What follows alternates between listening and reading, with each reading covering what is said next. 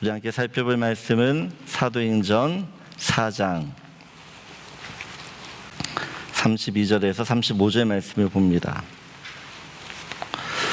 사도행전 4장 32절에서 35절 말씀, 하나님 나라의 모델하우스라고 하는 제목으로 말씀을 나눌 텐데, 우리 32, 33, 40, 4절밖에 안 되기 때문에 한 목소리를 같이 읽도록 하겠습니다.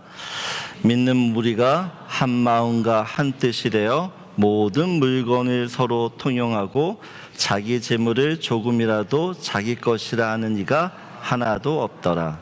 사람들이 큰 권능으로 주 예수의 부활을 증언하니 무리가 큰 은혜를 받아 그 중에 가난한 사람이 없으니 이는 밭과 집 있는 자는 팔아 그 판 것의 값을 가져다가 사도들의 발 앞에 두매 그들이 각 사람의 필요를 따라 나누어 줍니다. 아멘. 여러분, 사람들이 아파트를 분양받기 전에 가장 먼저 어디를 방문합니까? 모델하우스를 가죠. 모델하우스. 이 모델하우스는 실제로 사람이 사는 집은 아니에요. 하지만 사람들이 이 모델하우스를 보면서 앞으로 내가 살 집이 이런 모습이겠구나라고 상상하고 또 계획을 세웁니다. 마찬가지로 이 땅의 교회, 이 교회는요, 앞으로 우리 성도들이 들어가 살게 될 영원한 하나님 나라, 그 하나님 나라를 보여주는 모델하우스라는 것이에요. 세상 사람들이 교회를 보면서 이런 곳이 하나님 나라야? 미리 맛보고 그런 하나님 나라에 소망할 수 있는 곳이 교회이어야 된다는 것입니다. 그래서 어떻게 보면 이 땅의 모든 교회가 존재하는 이유와 목적은 하나님 나라를 보여주기 위해서야. 아멘이십니까? 오늘 본문은 우리에게 교회 진짜 모습이 어떤지를 보여줍니다. 예수님께서 이 땅에, 이 세상에 오셔서 가장 이제 처음 사역을 시작하실 때 가장 먼저 하셨던 말씀이 있죠. 마태복음 4장을 보게 되어지면 같이 읽겠습니다. 이때부터 예수께서 비로소 전파하여 이르시되 회개하라 천국이 가까이 왔느니라 하시더라. 예수님께서 공생애를 시작하시자마자 가장 먼저 하셨던 말씀이 이 천국 복음, 하나님 나라를 전파하시는 것이었어요. 예수님께서 이 천국 복음을 전하시면서 사람들에게 하나님 나라가 죽어서 가는 나라가 아니라 실제로 이 세상, 우리가 살고 있는 이 세상에서도 그 하나님 나라를 경험할 수 있다라고 말씀하셨어요. 실제로 예수님께서 이 사람의 질병을 고치시고 귀신들을 내어 쫓으시고 또한 그 죄인들을 용서하시면서 사람들은 정말 실제로 하나님 나라가 이런 곳이구나라는 것들을 피부적으로 경험하게 되어집니다.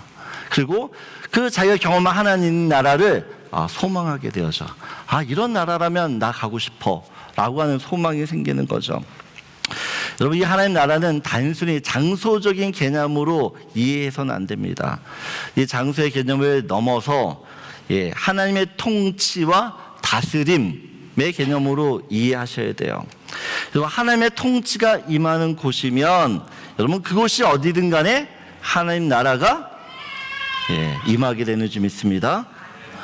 왕이신 하나님 나라의 왕이신 그 예수님이 이 땅에 오셨어요. 왕이신 예수님이 이 땅에 오셨다는 것은 그곳에 지금 하나님 나라가 시작됐다는 것입니다. 그 하나님의 나라가 시작되었고 어떻게 보면 이 세상의 주인 노릇하던 사단, 그 사단의 나라가 사단의 이 나라가 점점 어떻게요? 멸망하기 시작합니다. 예수님의 그 십자가 사건, 또 예수님의 그 부활 사건으로 인하여 여러분 이 세상의 주관자였던 사단의 나라는 완전히 망했어요. 완전히. 그리고 어떻게요? 하나님이 통치하시는 그 나라가 이제 우리 가운데 임하게 되었다는 것입니다. 그래서 우리가 예수님을 구주로 믿기만 하면 그 왕 대신 예수님이 우리 안에 내주하세요. 우리 안에. 다시 말해서 실시간으로 그 왕이신 그 하나님 나라, 그 왕이신 하나님께서 우리와 함께 하심으로 그 하나님 나라를 경험할 수 있는 어떤 최고의 환경들을 우리에게 허락하신 거죠. 우리가 내 안에 계신 그 왕 대신 예수님을 언제나 인정하고 또 그분의 다스림 가운데 들어가기만 하면 여러분, 이 험한 세상에서도 우리는 천국을 맛보며 살기를 좀 믿습니다. 여러분, 과거 이 팍스 로마나 시대에 사람들이 하는 말이 있어요. 모든 길은 로마로 통한다라. 모든 길은 로마로 통해요. 여러분, 마찬가지예요. 기독교의 모든 어떤 신앙이든 구원이든 교회든 사역이든 이 하나님 나라 통하게 돼 있어요. 하나님 나라. 여러분, 예수님께서 우리를 왜 십자가에서 피 흘려 죽으셨습니까? 우리를 이 땅에서 잘 먹고 잘 살기 위해서 단지 복주기 위해서가 아니라 하나님 나라 들어가기 위해서 죽으신 줄 믿습니다. 우리가 왜 이 시간에 이 좋은 날씨에 이곳에 예배드립니까?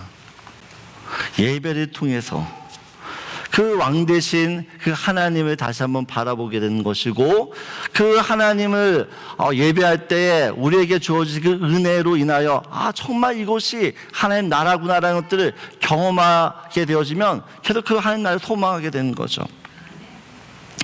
여러분, 우리 성도 간에 친교들을 나눠요. 친교. 이 친교는, 교제는 하나님 나라에서 이루어질 그 영광스러운 이 코이노니아를 미리 맛보는 것이에요. 미리 맛보는 것이에요. 우리가 성교를 왜 합니까?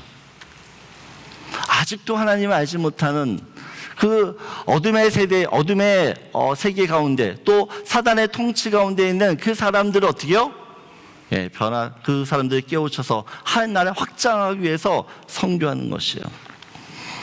그래서 어떻게 보면 교회와 성도에게서 가장 필요한 인식은 이 하나님 나라예요. 하나님 나라. 이 하나님 나라에 대해서 눈을 떠야지만 바른 신앙생활을 할 수 있다는 것입니다. 누군가 여러분들에게 예수를 왜 믿으세요? 라고 물으면 어떻게 대답하셔야 된다고요? 하나님 나라요. 하나님 나라. 왜 교회 다니십니까? 물으면 뭐로 대답해요?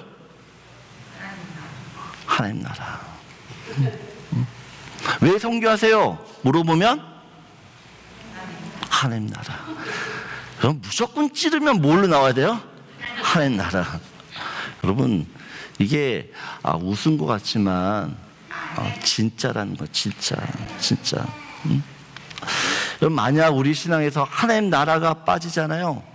예수를 믿어도 철저히 나밖에 모르는 굉장히 좁은 이기적인 신앙을 갖게 되어져요.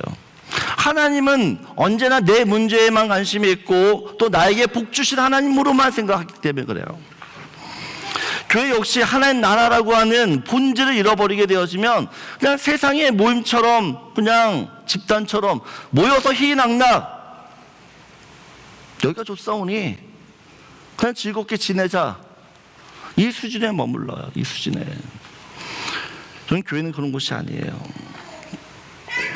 교회와 성도가 이 하나님 나라에 대한 분명한 목적과 방향이 분명하면 공동체 안에 갈등이 있죠. 오해가 있어요. 나랑 맞지 않을 수도 있어요. 근데 그런 모든 것들을 뛰어넘을 수 있다는 것이에요. 이 하나님 나라라고 하는 그 거룩한 대의와 가치 앞에서 그래, 내 자존심, 내 기분 기꺼이 내려놓지, 이게 가능하다라는 것이에요. 여러분, 성도는 우리 하나님의 백성이라고 이야기하죠. 하나님의 사람들. 하나님의 백성은 하나님의 뜻을 이루며 사는 사람들이에요. 내 뜻이 아닌 주님 뜻대로 사는 사람이에요. 그 하나님 나라, 그 주님이 다스리시는 그 사랑과 은혜와 평강의 하나님 나라를 어떻게 보면 우리가 살아내야 되는 의무가 있는 거죠. 의무가. 예수님께서 산상수훈에서 하나님 나라의 백성들은 어떻게 살아야 되는지를 말씀해 주셨어요. 여러분, 세상 사람들이 산상수훈의 말씀을 보게 되어지면 정말 바보 같다, 미련하다, 어리석다라고 이야기해요. 여러분, 오른밤을 맞았어요. 어떻게 됩니까? 네. 오른밤 맞으면 나도 오른밤 때려야죠. 네? 근데 성경 어떻게 해요? 예, 다른 밤을 내놓으래요. 참 멍청한 짓이죠. 바보 같은 짓이에요. 어떤 사람이 나로 억지로 짐을 실어서 짐을 들고 5km를 가기로 했어요. 근데 어떻게 해요? 내가 10km 더 가줄게. 미친 거죠. 어떤 사람은 내 겉옷을 강제로 가져가요. 근데 어떻게 해요? 속옷까지 줘요. 여러분, 이런 사람들을 세상 사람들이 볼 때 정말 이용하기 쉬운 사람이죠. 저런 사람 내가 다 빼먹고 그냥 버리면 돼요. 응? 근데 성경은 그렇게 살래요. 말이 안 돼요. 근데 여러분, 이 하나님의 나라는 세상이 이해하지 못하는 이 미련해 보이는 말씀을 통해서 살아가기 때문에 힘이 있어요. 어떻게 저렇게 살아? 저렇게 살면 망하는데 그렇게 사는데 안 망한다라는 것이에요. 오히려 세상을 뒤집어 엎는 진짜 능력으로 역사하게 되어져요. 초대교회가 어떻게 보면 그런 하나님 나라의 모습을 우리한테 보여줍니다. 32절을 보게 되어지면 우리 한번 같이 읽겠습니다. 믿는 무리가 한 마음과 한 뜻이 되어 모든 물건을 서로 통용하고 자기 재물을 조금이라도 자기 것이라 하는 이가 하나도 없더라. 그런 초대교회 성도들은 자신의 모든 물건들을 어떻게 해요? 나눠줘요. 쓰게끔 내놓습니다. 어떻게 이런 삶이 가능하냐는 것이에요.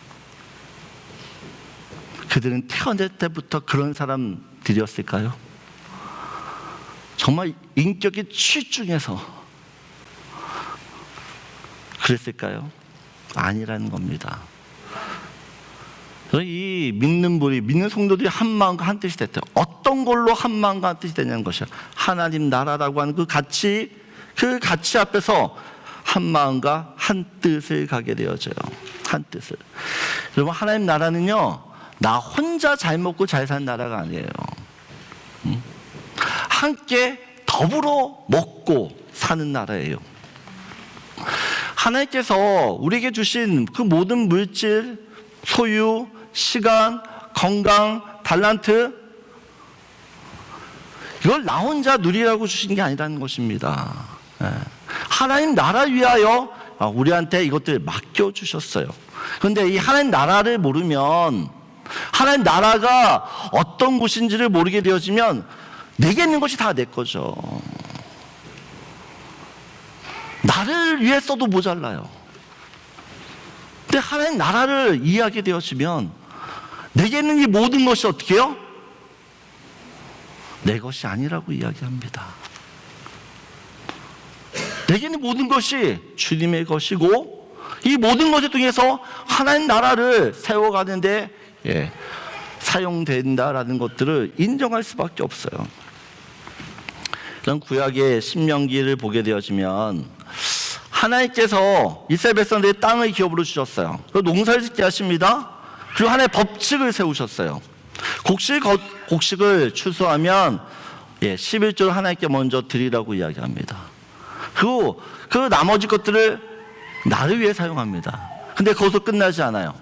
어떻게 해요?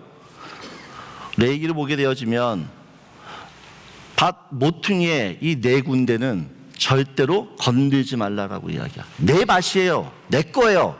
근데 다 추수하지 말고 내 모퉁이의 것들을 내버려 두래요. 왜요? 이게 누구 것이에요? 가난한 자, 과부와 고아의 것이에요. 여러분, 하나님께서 우리에게 물질을 주실 때, 재물을 주실 때, 어떤 소득을 주실 때 내 먹을 것만 주시는 게 아니에요. 하나님께 드릴 것도, 또 내가 먹고 살 것, 그리고 내 이웃의 먹을 것까지 포함해서 풍성하게 주셨어요. 아멘이십니까? 그런데 사람들이 어떻게 해요? 다 내 걸로 취하고 살아요. 다 내 거예요.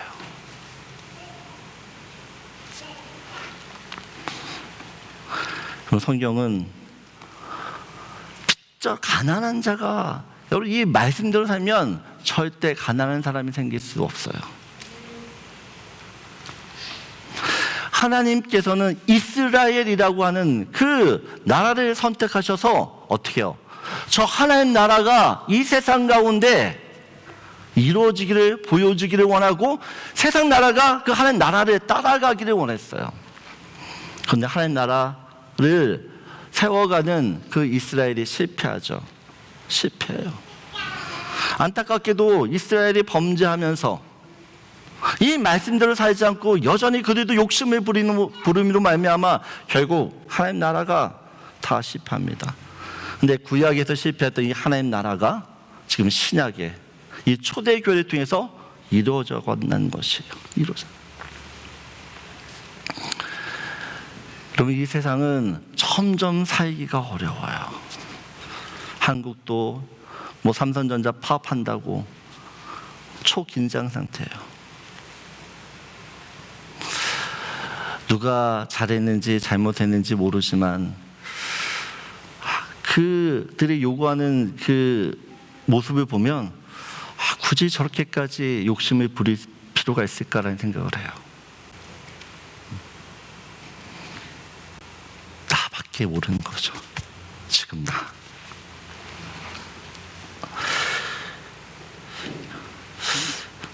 여러분 우리가 이 하나의 가치를 이해하고 또 이 가치를 위해 살아야 된다고 알지만 여러분 우리의 본성은 이 물질에 대한 것들을 쉽게 내려놓기가 어려워요. 근데 초대교회는 그런 마음들을 기꺼이 내려놓았다라는 거죠. 어떻게 놓았냐라고 하면 33절을 보게 되어지면 같이 읽겠습니다. 사도들이 큰 권능으로 주 예수의 부활을 증언하니 무리가 큰 은혜를 받아라고 이야기합니다. 여러분 이 초대의 성도들이 자기의 것들을 나눠줘요. 그 나눠주는 이유가 뭐예요? 오늘 본문을 보면 주 예수의 부활, 이것을 들으면서 큰 은혜를 받았다라고 이야기합니다. 큰 은혜를 받았어요. 여러분 주 예수의 부활의 은혜가 어떤 것이길래 여러분 이 초대교회 성도들은 자기의 것들을 기꺼이 내어놓냐는 것이에요. 내어놓냐는 것이에요. 여러분 우리도 예수의 부활을 믿어요. 예수의 부활이 능력이라는 것들 알아요. 그래서 여러분들은 집을 파세요? 저도 못 팔아요. 근데 초대교회 성도들은 팔아요. 왜 파냐는 거죠. 왜? 그들이 들었던 그 예수의 부활, 그것이 어떤 복음이고 어떻게 그들에게 큰 은혜가 되었길래 이런 일을 했냐는 것이에요. 여러분 제가 옛날에 이제 교회 개척하기 전에는 이 사도행전 이 말씀 보면서 너무 좋다. 이 말씀 보면 너무 좋은 거예요. 근데 제가 교회 개척해 보니까요, 이 말씀 되게 부담스럽다. 되게 부담스러워. 왜요? 내가 집을 팔거나 밭을 팔아 헌금하지 않으면 내가 믿음이 없는 사람처럼 느껴지거든요. 되게 부담스러운 것이요. 근데 제가 요즘 이 예수의 부활이 진짜 능력이 되면 이게 가능하겠다라는 생각들이 들어요. 제가 요즘 우리 김무임 권사님이랑 자주 이렇게 다녀요. 근데 권사님 요즘 제일 많이 하시는 일이 뭐냐? 자꾸 뭘 줘요. 사람들한테 옷도 주고 신발도 주고 시계도 주고 반지도 뺏어 주고 귀걸이도 주고 돈도 줘요.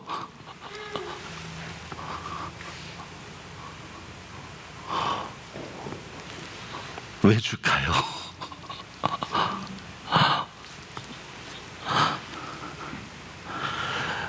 여러분, 우리는 이 세상이 전부가 아니에요. 우리가 정말 앞으로 살게 될 나라는요, 이곳이 아니라 하나님 나라인 줄 믿습니다. 그 하나님 나라를 소유한 사람, 근데 그 하나님 나라는 부활에 대한 소망, 그 부활의 예수를 가진 사람만이 하나님 나라에 갈 수가 있어요. 초대교회 성도들이요, 여러분 굉장히 힘든 삶을 살았어요. 예수를 믿었기 때문에, 믿는다는 이유 때문에 그 유대 사회에서 출교를 당하고 경제적인 활동이 끊어지고, 여러분 심지어는 목숨을 잃을 수 있는 어떤 그런 상황 가운데 처하죠. 그럼 얼마나 불안하겠어요. 내가 이러다 죽겠네? 근데 예수의 부활은 모든 죽음과 사망 권세를 이기신 부활이에요. 그 예수님이 모든 죽음과 사망을 이기시고 부활하셨다라는 그것이 여러분 믿어지니까 그래, 죽을 수 있어? 근데 그게 겁이 안 나요.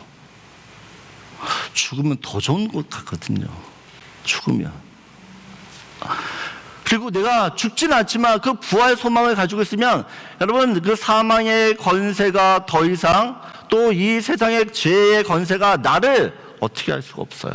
왜? 우리는 하나님이 붙드신, 하나님이 구원해 주신 어떤 그 고난 속에서도 여러분 이길 수 있는 그 힘을 우리가 가졌기 때문인지 믿습니다. 제가 지난주에 우리 고정 목사님 소천하기 전에 병원을 갔어요. 췌장암 말기예요. 아마도 제가 그 소식을 듣고 나서 거의 한 달도 안 되고 지금 소천한 거거든요. 우리 고정 목사님 저희 그 처음 개척할 때 같이 멤버였어요. 그래서 교회 안 나오시지만 제가 이렇게 병상에 누워있는 고지쌈을 보면서 그 죽음 앞에 딱 서면요, 진짜 중요한 게 보여요. 진짜.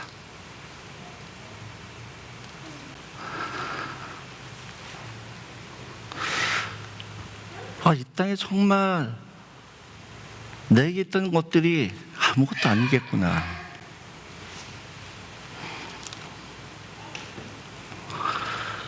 여러분 정말 우리 고지사님 열심히 살았어요. 정말 열심히 살았어요. 내가 보면서 근데 뭘 위해서 그렇게 열심히 살았나라는 생각이 들어요. 무엇을 위해서?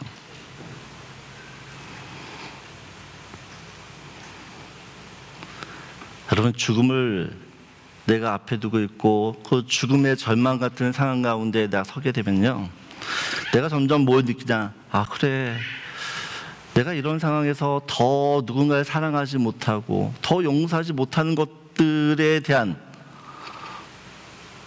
그런 후회들이 남아요. 후회들이.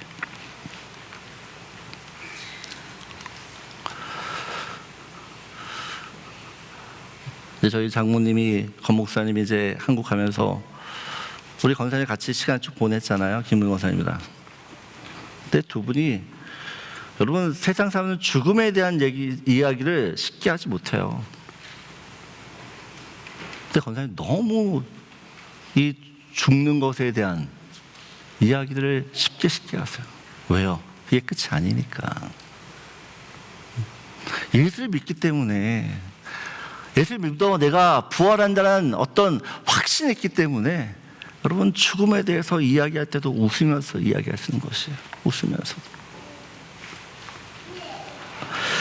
여러분 예수님의 부활이 초대교회 성도들에게 정말 큰 은혜가 될 수 있었던 것은, 여러분 그 부활의 예수님이 그냥 머리로만 있는, 머리로만 아는 예수님이 아니라 자기 삶에서 경험되어지는 예수이기 때문에 그래요.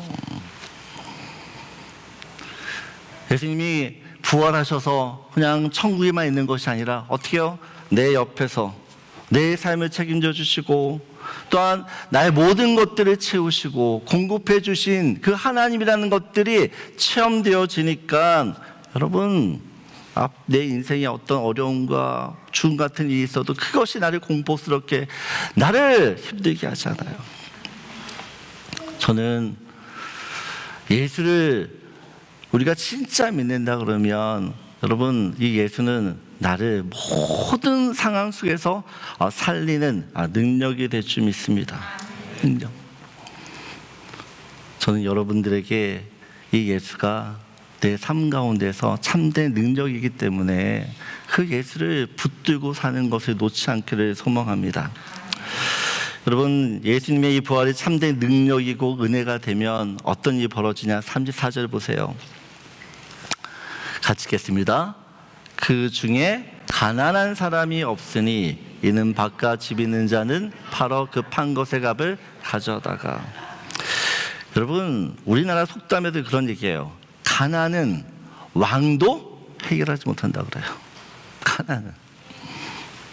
여러분 성경 보게 되어지면 여러분 초대교회는 수만 명이 모여 있는 교회였어요. 수만 명. 근데 그 수만 명의 교인들이 있는데 가난한 사람이 한 명도 없대요. 기적이에요.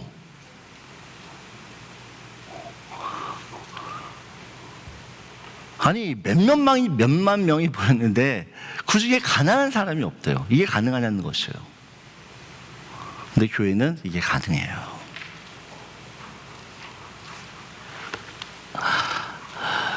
밭과 집 있는 자는 팔아 그 판 것을 가져다 줬다라고 이야기를 합니다. 그러니까 여러분 우리가 자꾸 내 것을 판다는 것에 집중하지 마시고 이게 중요한 게 아니라 정말 중요한 건 뭔지 아세요? 하나님의 은혜를 내가 받으면요 그 은혜가 나를 움직이게 해요. 하나님은 여러분들에게 협박하면서 돈 내놔라고 하시는 분이 아니에요. 절대 하나님이 그렇게 생각하지 마시고 하나님 우리에게 은혜를 주시는 분이시고 그 은혜를 통하여서 어떻게요? 하나님의 은혜가 우리 통해서 흘러가기를 원하시는 분인 줄 믿습니다. 여러분 35절을 보게 되어지면 같이 읽겠습니다. 사도들의 발 앞에 둠에 그들이 각 사람의 필요를 따라 나누어 주었다라고 이야기해요. 여러분 교회 안에는 정말 필요한 것들이 있어요. 이런 필요들을 채워줘야 되는 사람들이 있어요. 근데 물질적인 여러분 필요도 있지만 어떻게 보면 이 현대인들에게는 영적인 가난함이 더 큰 문제예요. 더 큰 문제예요. 물질적인 가난함보다 더 큰 문제는 영적인 가난함이라는 것이에요. 영적인 가난함. 저는 우리 교회 안에 영적으로 가난하지 않았으면 좋겠어요. 영적으로 가난한 사람이 없기를 바라요. 저는 그러기 위해서는 어떻게 해야 됩니까? 사랑으로 서로를 깊이 돌아봐야 되는 거죠. 힘들고 어려운 지체들이 있으면 여러분 진짜 눈물 흘리며 기도해야 돼요. 눈물 흘리며.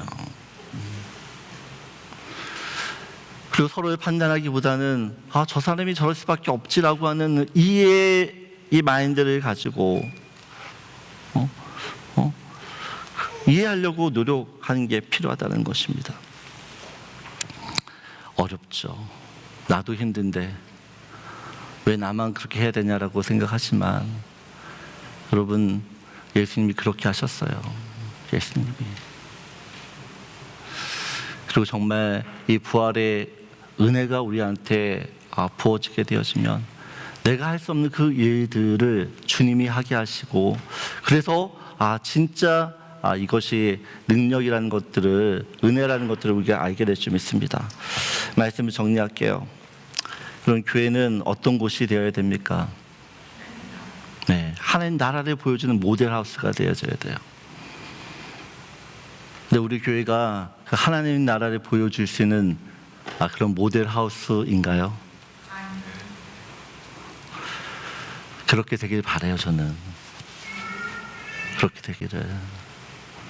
사람들이 우리 교회 보면서 정말 하나님 나라가 이런 곳이야?